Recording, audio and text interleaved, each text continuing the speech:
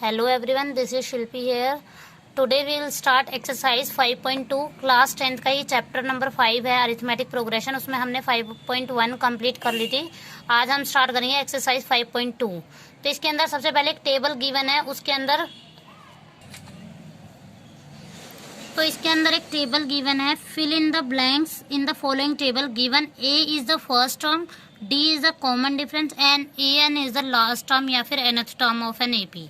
तो आप देख सकते हैं a d n and A n ये कॉलम्स में दे रखे हैं। इधर इस फर्स्ट अगर पार्ट को मैं देखूं तो इसके अंदर ए गिवन है, डी गिवन है, एन गिवन है, लेकिन ए एन मिसिंग है।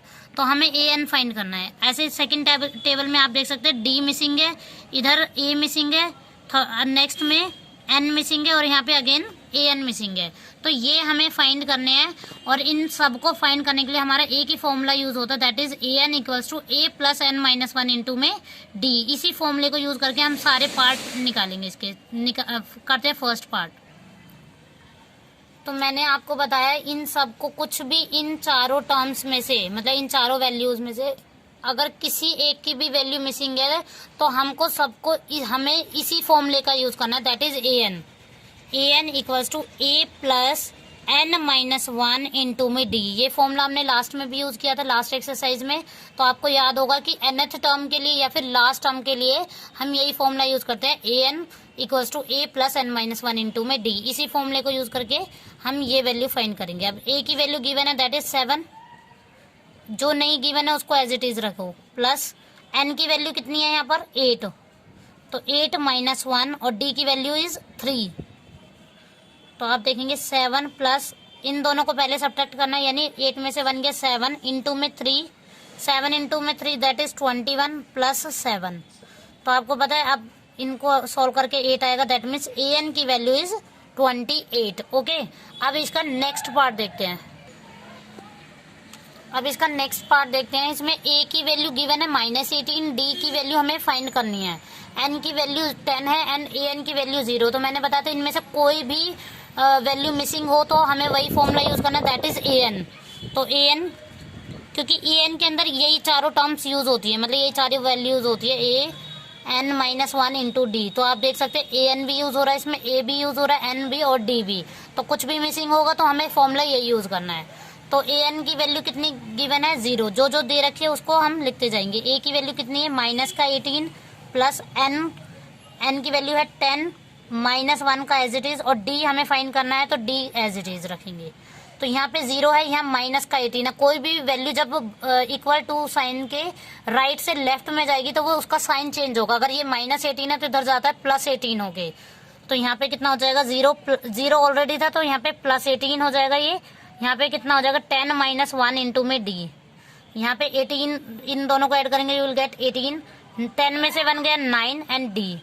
आप देख सकते हैं डी 9 के साथ मल्टीप्लिकेशन में है, तो ये जो 9 है ये डिवाइड में जाएगा, क्योंकि कई स्टूडेंट्स को ये कंफ्यूजन होता है, वो 18 माइनस 9 कर देते हैं। वो नहीं करना है यहाँ पे, क्योंकि 9 और डी के बीच में कोई निशान नहीं है, दैट इज मल्टीप्लिकेशन है। तो डी यहीं पे रहेगा, यहाँ पे 18 डिवाइड में 9। तो ये बहुत ईजी है, बिल्कुल उसी तरीके से करना है, इस फॉर्मूले का यूज करना है। और बस रूल्स थोड़े बहुत पता होना चाहिए मैथ्स का कि कहाँ पे मल्टीप्लिकेशन करना है और कहाँ पे डिवाइड करना है। अब देखते हैं इसी टेबल का क्वेश्चन नंबर 1 में थर्ड पार्ट। तो ए, यहाँ पे ए फाइंड करना है, यानी ए की वैल्यू हमें फाइंड करनी है। D is given -3 and N की value is 18 and A N is -5।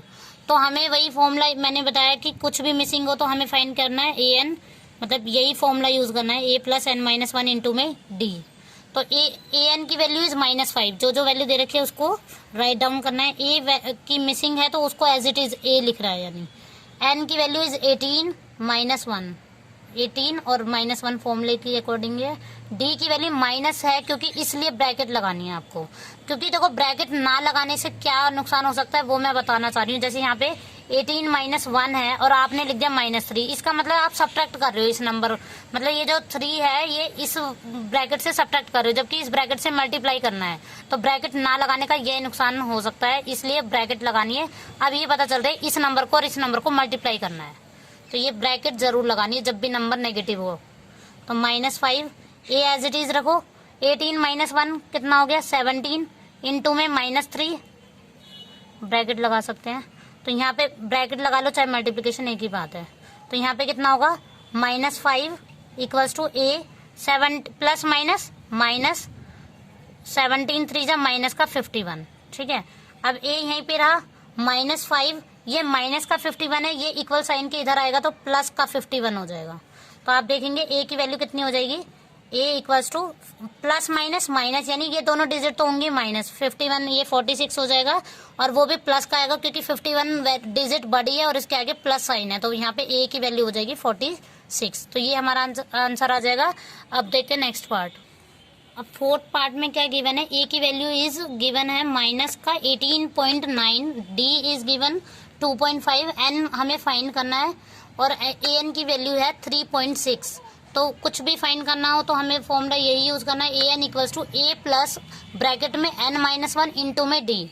तो हम देखते हैं इसकी वैल्यूज पुट करते हैं जो गिवन है। ए एन की वैल्यू गिवन है 3.6, तो इसी के नीचे रख देंगे। ए की वैल्यू है माइनस का 18.9, बस थोड़ी वैल्यू लेते टाइम आपको केयरफुल रहना है कि वो डिजिट जो दे रखे वो प्लस की है या माइनस की है। एन की वैल्यू हमें फाइंड करनी है, तो यानी n-1 को एज इट इज रखेंगे। डी की वैल्यू पॉजिटिव है तो 2.5 ऐसे रख सकते हैं।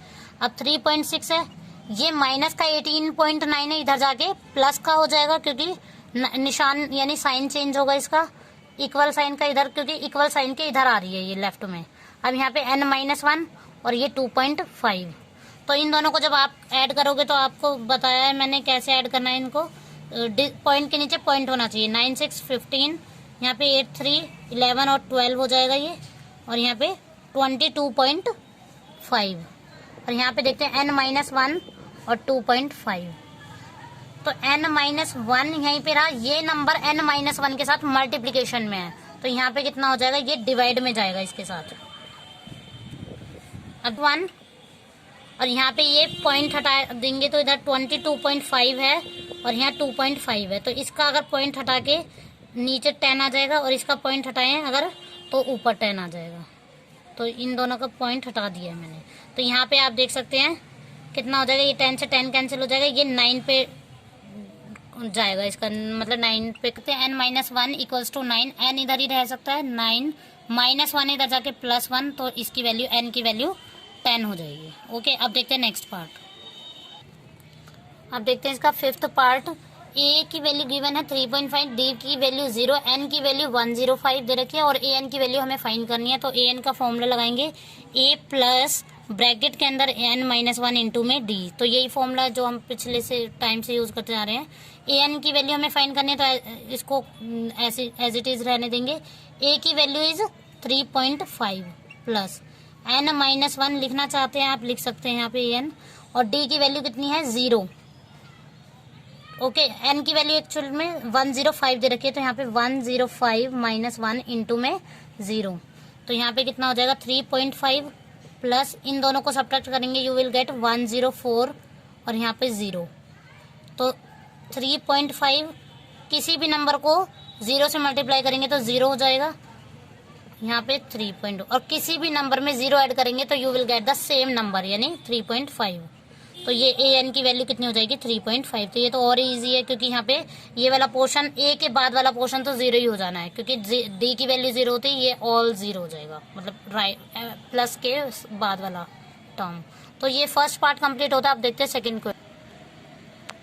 तो अब देखते हैं question number second, choose the correct choice in the following and justify. देखिए इसमें बोला है 30th term of an AP, और एपी क्या गिवन है 10 7 4 एंड सो ऑन करके गिवन है। ये एपी इसकी देखो हमें कितनी टर्म दे रखी है इस एपी में 10 7 4 यानी 3 टर्म दे रखी है, A1 A2 एंड A3। तो इस टर्म में कहाँ पे A30 यानी 30th टर्म का मतलब है A30 हमें फाइंड करना है, और जबकि हमें A1 A2 A3 दे रखा है तो A30 फाइंड करना है। तो जब भी कोई भी टर्म फाइंड करनी हो तो हमें फॉर्मूला वही AN वाला यूज करना है, यानी N की वैल्यू 30 रख देंगे और फाइंड हमें A30 करना है। तो देखते हैं क्या आता है इसका। तो इसमें हमें 30th टर्म फाइंड करनी है। आपको पता है this is A1, this is A2 and this is A3। तो सबसे पहले इसमें A1 की वैल्यू क्या गिवन है, A1 की वैल्यू इज 10, D की वैल्यू फाइंड करेंगे A2 minus A1, A2 minus A1 तो 7, A2 की वैल्यू कितनी गिवन है 7, और A1 की वैल्यू इज 10। तो 10 में से 7 गया 3, लेकिन आएगा माइनस का, क्योंकि 10 बड़ी डिजिट है इन दोनों में और बड़ी डिजिट के आगे माइनस साइन है, तो यहाँ पे -3 होगा। ठीक है, ये D की वैल्यू निकल गई है। अब हम इसमें देखेंगे 30th टर्म फाइंड करने का मतलब A30 हमें फाइंड करना है। और A30 का मतलब आपको पता है, यहाँ पे जब भी 30 होता है तो A प्लस यहाँ पे 29D लिखते हैं। क्यों लिखते हैं? देखो यहाँ पे AN का फॉर्मूला हमारा ये होता था A plus n minus 1 into में D। यहाँ पे n पुट करेंगे 30, क्योंकि 30 नंबर पे जो टर्म है, जैसे यहाँ पे बोल रहे हैं फर्स्ट टर्म, तो फर्स्ट टर्म बोल रहे हैं, तो बोल रहे हैं हम फर्स्ट टर्म है, लेकिन इसको बोलते क्या है, पूरा A1 बोलते हैं। ऐसे 30th टर्म बोल रहे हैं, 30th टर्म का मतलब A30 हमें फाइंड करना है। तो n की वैल्यू 30, A30 का मतलब n की वैल्यू 30 हमें रखनी है इसमें। तो यहाँ पे A प्लस 30 माइनस 1 इंटू में D, तो A प्लस 30 में से 1 गया 29D। तो यहाँ से आता है इसी फॉर्मूले में रख के कि A30 की वैल्यू A प्लस 29D है। तो अब हमें A की वैल्यू भी पता है यहाँ पे और D की वैल्यू भी पता है, तो हम इजीली निकालेंगे A प्लस 29D करके। तो ये आपको पता चल गया कि ये A30 की वैल्यू A प्लस 29D कैसे आती है, वो AN equals to A plus n minus 1 into में D में उस फॉर्मूले में रखनी है। n की वैल्यू 30 है। ठीक है, तो A की वैल्यू 10 है, A मतलब A1 A की बात है, प्लस 29 एंड D की वैल्यू क्योंकि नेगेटिव है तो इधर ब्रैकेट लगा सकते हैं हम, माइनस का 3। तो 10 29 को 3 प्लस माइनस माइनस 29 को आप 3 से मल्टीप्लाई करेंगे, यू विल गेट 87। और ये साइन प्लस माइनस हम सॉल्व कर चुके हैं, तो आप डिजिट को मल्टीप्लाई करके 87 आ गया। अब यहाँ 87 में से 10 गया तो 77, और वो भी माइनस का आएगा। क्यों? क्योंकि 87 इज बड़ी डिजिट, और बड़ी डिजिट यानी लार्ज डिजिट के आगे साइन कौन सा है, नेगेटिव है, तो वो हो जाएगा। अब देखते हैं नेक्स्ट पार्ट। अब देखते हैं क्वेश्चन नंबर 2 का ही सेकंड पार्ट। इसमें जैसे हमें पिछले क्वेश्चन में 30th टर्म फाइंड करनी थी AP की, इसमें हमें 11th टर्म फाइंड करनी है। तो 11th टर्म के लिए वही हमारा this is A1, this is ये AP गिवन है हमें, तो इसी AP की मुझे 3 टर्म तो गिवन है, यानी A1 A2 and this is A3। तो हमें इसमें आगे A11 फाइंड करना है कहीं जाके। ओके, तो A11 बोला है, तो इसमें सबसे पहले तो A1 की वैल्यू लिखेंगे हम। A1 की वैल्यू इज -3 और D की वैल्यू क्या होगी, A2 माइनस A1, यानी second term minus first term. Second term की वैल्यू इज -1/2। देखो ये माइनस एज इट इज रखेंगे। इस A1 की वैल्यू अगेन नेगेटिव है तो ब्रैकेट लगाएंगे माइनस का 3। ओके, तो माइनस हाफ माइनस माइनस, जब भी दो माइनस साइन को मल्टीप्लाई करके जो चेंज होके साइन आता है वो लिखते हैं, चेंज हुआ साइन। तो माइनस माइनस क्या आता है, प्लस, तो प्लस लिखना है यहाँ पे, इक्वल्स टू 3। इसके अपन में कुछ नहीं है, तो हम इन दोनों का एलसीएम लेंगे, इन दोनों को डिवाइड करेंगे, यू विल गेट 1। 1 को 1 से मल्टीप्लाई करेंगे, दैट मीन्स -1 से मल्टीप्लाई करेंगे तो -1। बीच में प्लस साइन ही है हमारा। इन दोनों को डिवाइड करेंगे, यू विल गेट 2, 2 3 ज़ा 6। तो हमारा कितना आ जाएगा, 6 में से 1 गया, प्लस का 5 अपॉन में 2। ओके, ये D की वैल्यू हो गई। अब हमें A11 फाइंड करना है, तो A11 में बस D के साथ जो यहाँ पे लिख रहा है ना, उसमें से एक सब्ट्रैक्ट करना है, तो 10 आ जाएगा, और वो D के साथ लिखना है हमें। तो A की value is -3 plus 10 and D की वैल्यू इज 5/2। तो 2 से ये दोनों नंबर मल्टीप्लीकेशन में, तो अगर जो कैंसिल हो पा रहा है ऊपर नीचे से वो कर सकते हैं। 2 1 ज़ा 2, 2 5 ज़ा 10। तो यहाँ पे देखेंगे -3, 5 5 ज़ा 25। अब देखो प्लस माइनस माइनस, तो यानी इन दोनों डिजिट को करना है -22, और अब ये बड़ी डिजिट के आगे प्लस साइन है तो प्लस का 22। ऑप्शन दे रखे हैं इसमें, तो हमारा ऑप्शन नंबर B करेक्ट हो जाएगा इसमें। तो ये क्वेश्चन नंबर 2 कंप्लीट होता है। अब क्वेश्चन नंबर 3 देखते हैं। क्वेश्चन नंबर 3 आप देख सकते हैं, for the following AP find the missing term. तो मिसिंग टर्म आपको देख रहा है कि ये बॉक्स है, ये मिसिंग टर्म हमें फाइंड करनी है, यानी 2 दे रखा है। ये एक AP है एक्चुअल में, ये सारी अपने आप में एक AP है अलग अलग। तो क्वेश्चन 1 में देखते हैं, इधर AP के अंदर A1 टर्म दे रखे हैं, A2 मिसिंग है एंड A3 गिवन है। तो इस A2 को कैसे फाइंड करेंगे, इसका देखो इस क्वेश्चन में बहुत ज़्यादा लोगों को प्रॉब्लम होती है, तो इस क्वेश्चन को जनरली लोग स्किप कर देते हैं, तो इसको मैं इजी मेथड से बताऊंगी। तो ऐसे ऐसे करके इसमें जितनी भी मिसिंग टर्म है वो इजीली फाइंड कर सकते हैं आप। तो क्वेश्चन पार्ट फर्स्ट देखते हैं पहले क्या गिवन है। तो क्वेश्चन नंबर 3 का फर्स्ट पार्ट देखते हैं। देखो इसमें A1 गिवन है, A2 मिसिंग है, पर लेकिन बोलेंगे इसको A2 ही, और यहाँ पे A3 गिवन है 26। तो A1 जो जो वैल्यू गिवन है पहले हमें उनसे मतलब है, तो यानी A1 की वैल्यू इज 2 एंड A3 को बोल के आ सकती हूँ मैं, A प्लस 2D बोल सकती हूँ, इसकी वैल्यू 26 है। तो इक्वेशन 1 एंड 2 से आप A की वैल्यू, ये वाली A की वैल्यू अगर इक्वेशन इसमें पुट कर देंगे तो यू विल गेट D। तो उसी से हमारा काम हो जाएगा। तो इसको A3 हम भी मिटा देते हैं अभी के लिए। A3 थर्ड टर्म का मतलब A+2D, तो A की वैल्यू इसमें पुट कर देते हैं। पुट द वैल्यू, इसको 1 मान लो, इसको 2 मान लो, जो जो गिवन है बस वही लिखा है मैंने। A1 की वैल्यू 2 एंड A3 को माइंड में रखो A+2D। जब भी थर्ड टर्म बोलो तो आपके माइंड में ये आना चाहिए A+2D। तो क्योंकि 3 है तो एक D के साथ एक कम वैल्यू आएगी, है ना। तो ये 26 हो गई। तो यहाँ पे put the value of D, put the value of actual में A की वैल्यू A इन इक्वेशन 2। तो यहाँ पे कितना हो जाएगा A+2D इक्वल्स टू 26। A की वैल्यू कितनी है 2 और बाकी 2D एज इट इज रखो, यहाँ पे 26 हो जाएगा। तो आपको पता है 2D एज इट इज रखेंगे, ये प्लस का 2 है, उधर जाके माइनस होगा, 26 माइनस 2, तो यहाँ पे कितना हो जाएगा 24। तो यहाँ पे 2D एज इट इज, और D की वैल्यू कितनी हो जाएगी 22/2। तो ये D की वैल्यू आई है 12 यानी 12।